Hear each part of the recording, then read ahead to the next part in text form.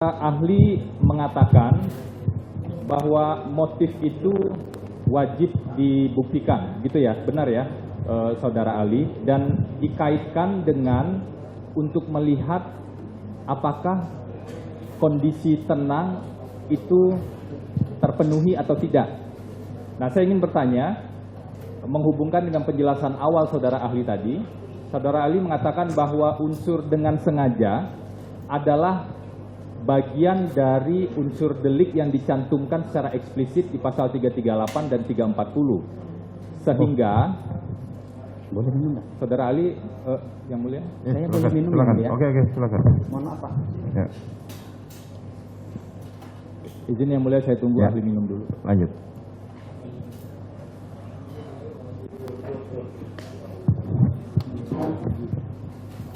Jadi unsur dengan sengaja dicantumkan secara eksplisit sehingga wajib dibuktikan. Nah, yang ingin saya gali, sengaja di 340 kan dolus premeditatus dengan uraian yang sudah dijelaskan tadi. Kemudian sengaja di 338 itu berbeda dengan 340.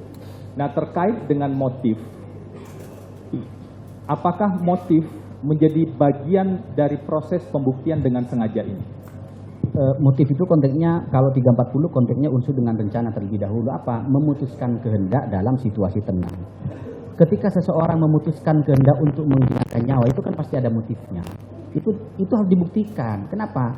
Untuk memperjelas apakah kondisi batin kejiwaan pelakunya memang situasinya tenang. Siapa yang bisa menjelaskan? Ahli yang kompeten. Pasti bukan saya. Itu aja.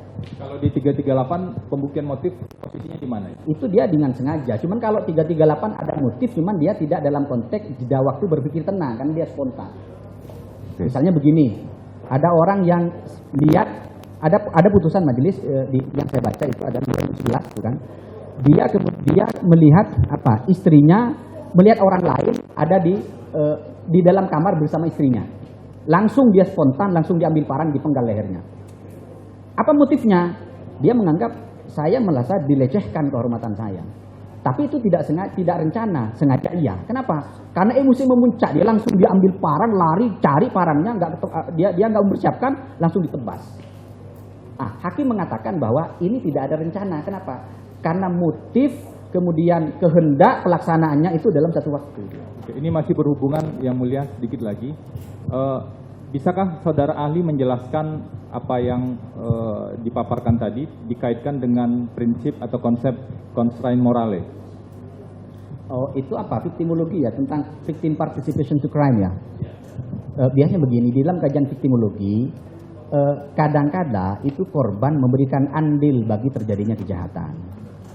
Itulah kenapa kemudian dalam putusan yang saya baca itu, ketika korban ikut andil dalam terjadinya kejahatan, misalnya pelaku itu membunuh korban karena merasa kehormatannya dinudai. Dalam putusan hakim itu 2011 majelis, itu ternyata menjadi alasan yang meringankan. Di dalam putusan itu, secara asas memang memungkinkan.